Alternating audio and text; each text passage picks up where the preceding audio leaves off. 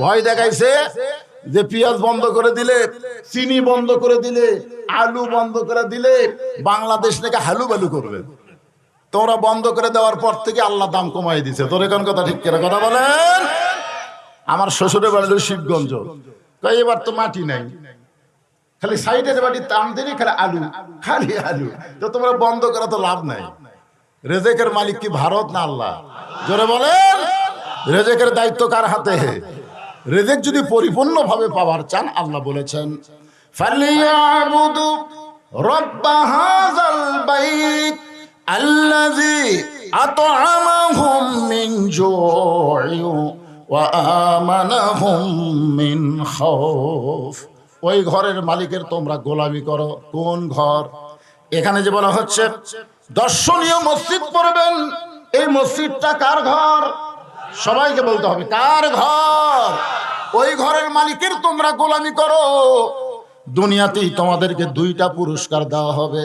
এক নম্বর পুরস্কার হলো তোমাদের রিজিকের কোনো পেরেশানি করা লাগবে না, তোমাদের ক্ষুধা দারিদ্রতা আল্লাহ নিজের হাতে দূর করে দিবে। দুই নম্বর পুরস্কার হলো তোমাদের অন্তরে কোনো ভয় থাকবে না, সমস্ত ভয় ভীতি থেকে আল্লাহ পুরোপুরি নিরাপত্তা দিয়ে দিবে। আমেরিকা ফিলিস্তিনের মুসলমানকে মারবে আর আল্লাহ আমেরিকায় আগুন পাঠায় দিবে। তোর কোন কথা ঠিক কিনা? ভারত শক্তি দেখায়, আমাদের হাতে পারমাণবিক বোমা আছে, অ্যাটম বোমা আছে। আল্লাহ বলে বোমা তোমাদের কাছে থাকতে পারে, কিন্তু মুসলমানের ইমানের সাথে আল্লাহ আছে। তোর কোন কথা ঠিক কিনা? একবার যদি বিশ্বাস করেন, বোমা ফোটে না, আগুন জ্বলায় না যতক্ষণ আল্লাহ হুকুম না দেয়। ফেরেশতা জিবরাইল বলতেছে আল্লাহ নবী ইব্রাহিম নিচে যেভাবে দাউ দাউ করে আগুন জ্বলতেছে, আপনার বাবা রশি ধরে টানতেছে, যে কোনো মুহূর্তে চড়ক থেকে আগুনের চুলার মধ্যে পড়বেন। ইব্রাহিম মুস্কি মুস্কি হাসার পরে জিবরাইল আমি এখন পর্যন্ত আগুনের দিকে তাকাইনি, এখন পর্যন্ত আমি আগুনের দিকে একটাবারও তাকাইনি, আমি তাকাই আছি আল্লাহর দিকে। কারণ নমরুদ আগুন জ্বালাবার পরে আগুন পোড়ানোর ক্ষমতা নমরুদের হাতে নাই। যিনি আমাকে পোড়াবেন তিনি হলেন আমার আল্লাহ, যিনি আমাকে বাঁচাবেন তিনি হলেন আমার আল্লাহ। খালাকাল মাউতা ওয়াল হায়াতা, তিনি আমার আল্লাহ। জোরে বলেন তিনি কে? তিনি হলেন আমাদের আল্লাহ। ফেরেশতা জিবরাইল বললেন যদি আপনি চান, যদি আপনি চান, আল্লাহ আমাকে 600 পাকা দিছে। কয়শো? একটা পাকার বাতাস দিব, আগুনের চুলা সাগরের মধ্যে গিয়ে নিভে যাবে। জাতির পিতা হযরত ইব্রাহিম বললেন আমার চাওয়া পাওয়া কোন ফেরেশতার কাছে না, আমার চাওয়া পাওয়া একমাত্র আল্লাহর কাছে। জোরে কোন কার কাছে? আল্লাহ কয় জিবরাইল রে খবর কি? জিবরাইল বলতেছে আল্লাহ যে ঈমান দিয়ে তুমি তাক দুনিয়াতে পাঠাইছো আমার পরীক্ষা, সে কোনোদিন ফেল করবে না, ও গোল্ডেন এ প্লাস পাইছে। সুবহানাল্লাহ বলেন। সঙ্গে সঙ্গে আল্লাহ ঘোষণা করলেন কুলনা ইয়া নারু কুনি বারদাও ওয়া সালামান আলা ইব্রাহিম। আগুনের চুলাকে শান্তির বাগান হিসেবে পেয়ে গেল। শুকরিয়া তান 4 রাকাত নামাজ আদায় করলেন। লাইলাতুল মিরাজ আল্লাহ বলে নবী গো, ইব্রাহিম নবী নমরুদের চুলাকে শান্তির বাগান পায়া শুকরিয়া স্বরূপ যে 4টা রাকাত নামাজ আদায় করেছিল, এই 4 রাকাত নামাজ আমি যত্ন করে রেখে দিয়েছি। আজকে লাইলাতুল মিরাজে আপনার উম্মতের জন্য যোহরের 4 রাকাত ফরজ হিসাবে দিয়ে দিলাম। আপনার উম্মতেরা যোহরের 4 রাকাত ফরজ নামাজ যখন জামাতে আদায় করবে, ইব্রাহিম নবীর সমপরিমাণ সওয়াব আমি আল্লাহ দিয়ে দিব। এখন আপনারা বলেন আমাদের সে আল্লাহ আছে না নাই? দরকার আছে না নাই? নমরুদের আগুনের চুলা যদি আল্লাহ শান্তির বাগান বানাবার পরে ভারতের হাতে যত অস্ত্রই থাক, আমার আল্লাহ যদি ফোটার আর নিষেধ করে, কখনো অস্ত্র ফুটবে না, ফাটবে না, মুসলমানের কোনো ক্ষতি করতে পারবে না। তারপরে মুসলমানরা বলে মিছিল করতেছে মরতে চাই, মরতে চাই। ওরা ভয়ে 10 মাইল দূরে যাবে। জোরে কোন কথা ঠিক কিনা? যারা মরতে চায় তাদেরকে ভয় দেখায় কোনো লাভ। আবু সাইদ মরতে চাইছে, মারো মারো, কারণ বাতিলের সঙ্গে আপোষ করে বেঁচে থাকার চাইতে ঈমান নিয়ে মরা অনেক ভালো। জোরে কোন কথা ঠিক কিনা? আবু সাইদ কি মরছে? হ্যাঁ, দুনিয়ার দৃষ্টিতে মারা গেছে। আল্লাহ কোরআনে বলেছেন ওয়ালা তাকুলু লিমান ইউকতালু ফি সাবিলিল্লাহি আমওয়াতুন বাল আহইয়াউ ওয়ালাকিল্লা তাশউরুন। তোমাদের সাধারণ চোখে মনে হবে আবু সাইদ মারা গেছে, কিন্তু মরেনি তো। এ বছর যত ছেলে জন্ম নিচ্ছে অধিকাংশ ছেলের নাম মানুষ রাখতেছে আবু সাইদ, অধিকাংশ ছেলের নাম। আমার এলাকার অটোমেটিক ভাবে কয়েকটা নাম আবু সাইদ হয়ে গেছে। একেবারে যেই জন্ম নিচ্ছে হয় আবু সাইদ, না ইয়ামিন, না হয় মুগ্ধ, এগুলো নাম বেশি বেশি রাখতেছে। এখন পর্যন্ত যে কয়টা মেয়ে সন্তান জন্ম নিচ্ছে ভুল করে কেউ হাসিনা নাম থইনি, জোরে কর কথা ঠিক কিনা? তারপরে মজা কথা, হাসিনাই নাই, আবু সাইদ গুলা আছে, জোরে কথা ঠিক না কে? আল্লাহর করেন কি মিথ্যা? যে আল্লাহ রাস্তায় যারা জীবন দিবে এদেরকে তোমরা মৃত্যু বলো না, আমি আল্লাহ বলতেছি তারা অমর, তারা জীবিত, জোরে কর সুবহানাল্লাহ। আল্লাহর বান্দারা, আল্লাহ তাই মুসলিম মৃত্যুকে পছন্দ করার 2 নম্বর কারণ কি? 1 নম্বর কারণ হলো না মরলে জান্নাতে যাওয়া যাবে না। 2 নম্বর কারণ হলো আমার মৃত্যুটা কেবলমাত্র আল্লাহর জন্য আমি ওয়াকফ করেছি। আল্লাহু আকবার। সবাইকে এরকম নিয়ত করতে পারেন যে মরাই যখন লাগবে আমরা আল্লাহর জন্যই মরবো। না মরা তো লাগবে, লাগবে না? মরা লাগবে না? মরা লাগবে না তো মরবো কার জন্য? আল্লাহর জন্য। এইটা আলোচনা করি একটু সময়। আমি আপনাদের কাছে ভিক্ষা চাচ্ছি, সেই সময়টা হলো আমার অসংখ্য মা বোনেরা আইছে আজকের মাহফিলে, আসে নাই? আমি আসার সময় দেখলাম পুরুষ মানুষই নাই, খালি মেয়েরাই আসতেছে। আমি দেখলাম অসংখ্য মা বোনেরা আইছে। এদের জন্য 10টা মিনিট ওয়াজ না করলে ওরা খালি যাবি আর কবে হুজুর যে কি করলো বুঝবার পারলাম না। আমার মায়েরা শোনেন, মেয়েদের জন্য আমল কিন্তু বেশি না। আল্লাহ রাসূল ফাতেমার ঘরে গিয়ে বললেন, ফাতেমা তোমার হাতটা বাড়ায় দাও। ফাতেমা যখন হাতটা বাড়ায় দিলেন, নবী হাতের আঙ্গুল ধরে একটা চুমা দিলেন। আপনি মেয়েদেরকে চুমা দিতে পারবেন, মেয়েরা যখন বড় হয়ে যাবে কপালে দিবেন, হাতে দিবেন, এগুলো দেওয়া যাবে। তো রাসূল ফাতেমার হাতে চুমা দিয়ে বলেন, ফাতেমা তোমার কি কখনো মনে হয় যে তুমি আল্লাহর নবী মেয়ে হওয়ার কারণে আল্লাহ তোমাকে জান্নাত দিবে? এ কথা কি কখনো তোমার মনে হয়? ফাতেমা বলতেছে, বাবা যে কি কম, আপনি শুধু নবী, আপনি হলেন বিশ্ব নবী, আর আপনার মেয়ে হওয়ার কারণে আমি জান্নাতি, এটা তো আমার বারবার মনে হয়। রাসূল বলেন, ফাতেমা খবরদার এই কথা মনে করো না যে নবীর মেয়ে হওয়ার কারণে আল্লাহ তোমাকে জান্নাত দিবে, এটা কখনোই মনে করবা না। জান্নাতে যদি যাবার চাও তাহলে জান্নাতের আমল করে তোমাকে জান্নাতে যেতে হবে। ফাতেমা বললেন, বাবা জান্নাতের আমল কি? রাসূল বলেন, মেয়েদের জন্য মাত্র 4টা আমল করলে আল্লাহ খুশি হয়ে তাদেরকে 8টা জান্নাতের দরজা খুলে দিবে। মাত্র 4টা আমল, বিনিময়ে 8টা জান্নাত, প্রতি আমলে 2টা করে জান্নাত। কিন্তু 4টার মধ্যে একটা বাদ দিলে একটাও পাবি না। কেউ যদি মনে করে 4টার মধ্যে একটা করলে তো 2টা পাচ্ছি না, 4টা আমলের বিনিময়ে 8টা জান্নাত, কিন্তু কোনো আমল বাদ দেওয়া চলবে না।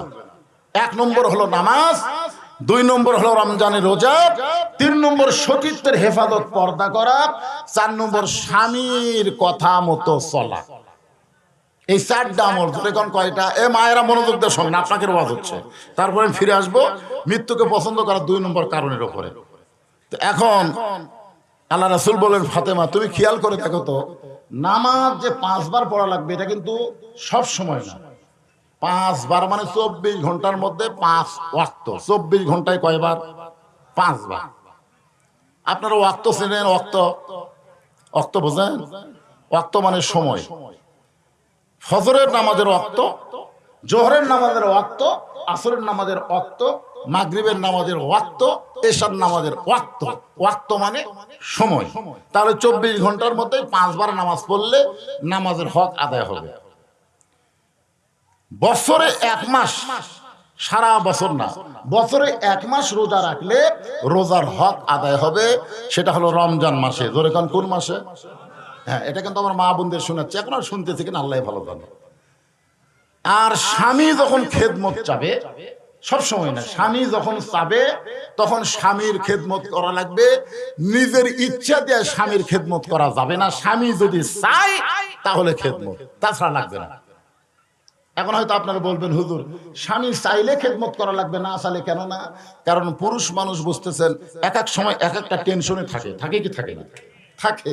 আর মেয়েরা যদি অযথা খেদমত করবার আসে তখন বুঝবেন এর ভিতরে কিছু মারেফত আছে। আমার পিসা হুজুর আছে, মারেফত বোঝেন, অযথা খেদমত করবার আছে, বুঝবেন এর মধ্যে কিছু ষড়যন্ত্র আছে।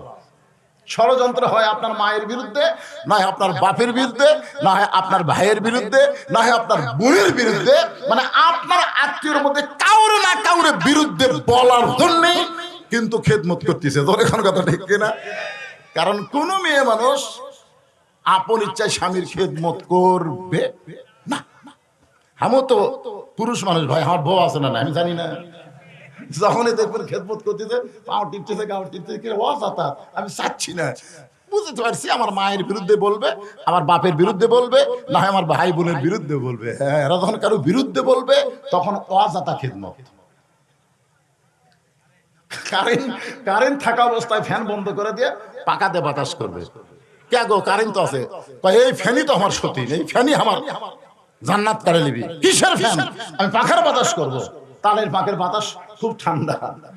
তো স্বামী তো মাশাআল্লাহ খুশি, তারপর আবার কপাল টিপতেছে, হঠাৎ কাঁদতেছে। স্বামী কয় হঠাৎ কান্দো কেন? বলে তোমার এই বুড়ি মা আর তোমার বুড়া বাপ আমার কলজাতে আগুন ধরে দিচ্ছে। তুমি যদি বাপ মার সাথে থাকতে চাও তাহলে আল্লাহর রাস্তে আমাকে বাপের বাড়ি পাঠিয়ে দাও, আর যদি হামাক লিয়া জান্নাতের সংসার করবার চাও তাহলে বুড়া বুড়ি ত্যাগ করা লাগবে। কি কবা কও, আমা আলাইনা ইল্লাল বালাক। ও শেষ, আমার যা দায়িত্ব ছিল আমি তোমার কাছে পৌঁছে দিলাম। তখন আপনি যদি পুরুষ মানুষ হন তাহলে আপনি কে ওয়াজ শুনে চুপ করে থাকবেন? আপনি কি করবেন? আল্লাহর কোরআন থেকে আপনি তখন তেলাওয়াত করবেন, ওয়াকাদা রাব্বুকা আল্লা তা'বুদু ইল্লা ইয়াহু ওয়া বিল ওয়ালিদাইনি ইহসানা। আল্লাহর ইবাদতের পরে বাপ মার প্রতি ইহসান করো, দয়া করো, ভক্তি করো। এই কথা কি আমার কথা না আল্লাহর কথা? আর তুই আমার বাপ মার বিরুদ্ধে ওয়াজ করতেছিস, পাকা হাঁকাচ্ছিস। একজন মুসলমানের কাছে বইয়ের কথার চাইতে কোরআনের কথার দাম কোটি গুণ বেশি। জোরে কোন কথা ঠিক? তোর যা আছে নিয়ে বাপের বাড়ি যা, কারণ তুই মরে গেলে বইয়ের অভাব নাই, তোকে ছেড়ে দিলেও বইয়ের অভাব নাই। বাংলাদেশে বউ পাওয়া যায়, ছাড়লেও পাওয়া যায়, মরে গেলেও পাওয়া যায়, কিন্তু বাপ মা যদি একবার মরে বাপ মাকে আর কোনোদিন পাওয়া যাবে না। দরকার হলে তোকে ছাড়বো, কিন্তু আমার বাপ মাকে আমি বাদ দিবার পারবো? বউ ধরে এসে পাও ধরে বলতেছে আপনি হলেন আসল মরদ। আমি পরীক্ষা করছি গো, আমি পরীক্ষা করছি। আজকে শুনে নেন, মায়েরা কবি ওয়াজ শুনবার আসে তো আমরা ভুল করলাম রে। স্বামী যদি খেদমত চাই তাহলে স্বামীর খেদমত করবা। ও ফাতেমা, তিনটা আমলের কথা বললাম। নামাজ 24 ঘন্টার মধ্যে 5 বার আদায় করবা। রমজানের রোজা বছরে 1 মাস আদায় করবা। আর স্বামী যখন খেদমত চায় তখন স্বামীর খেদমত করবা। কিন্তু ফাতেমা, সত্যিতের হেফাজত পর্দা করা এইটার কোনো সময় নাই ফাতেমা, এটা সব সময় আল্লাহ ফরজ করে দিয়েছে। সতীত্বের হেফাজত পর্দা করা, এটার আবার ওয়াক্ত আছে নাকি? ওয়াক্ত নাই, ওয়াক্ত বোঝেন না সময়। বুড়ির জন্য বোরকা, যুবতীর জন্য নাই। আপনি পার্কের খেয়াল করে দেখবেন প্রত্যেকটা বুড়ি মানুষের গায়ে বোরকা আছে। কে দাদি বোরকা পড়ছেন? কে? মরা লাগবে ভাই, মরা লাগবে। আপনার কোন তো মরার জন্য বোরকা। তো দাদির সাথে একটা নাতনি আছে, তার গায়ে বোরকা নাই। আপনার বলেন তো, আমার মতন যারা মুরব্বী মানুষ তাদেরও মন কিন্তু বুড়া হয়নি। এখন নাতনি আর দাদি দুটা যদি একসাথে যায়, বুড়া মানুষের যেদিকে তাকাবে যুবকও সেই দিকে তাকাবে, কারণ যুবকের মন বুড়ার মন একই মন।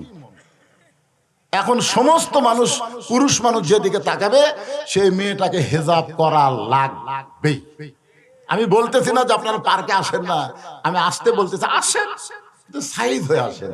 আল্লাহ কোরআনে বললেন অকরনা ফি বুয়ুতিকুন্না ওয়ালা তাবাররুজনা তাবাররুজাল জাহিলিয়াতিল উলা। রে মেয়েরা, তোমরা ঘরের মধ্যে থাকো, তোমরা ঘরের বাহির হয় না। কোনো প্রয়োজনে যদি ঘরের বাহির হও তাহলে হেজাব নিয়ে, পর্দা নিয়ে বের হওয়া লাগবে। ওই জাহিলি যুগের মেয়েদের মতন সাজগুজু করে বের হওয়ার কোনো পারমিশন মুমিনা নারীর নাই। হুকুম কার? জোরে বলেন। আমার মায়েদের জন্য বলতেছি, মা আপনারা হেজাব করবেন, বোরকা করবেন, সাইয়্যিদাতুন নিসা আহলিল জান্নাহ ফাতেমাতুজ জোহরা, ফাতেমার সঙ্গে আল্লাহ পাক আপনাদেরকে জান্নাত দিয়ে দিবে। মেয়েদের ওয়াজ শেষ। এখন আসেন 2 নম্বর, আমার মৃত্যুটা কেবলমাত্র আল্লাহর জন্য ওয়াকফ করেছি।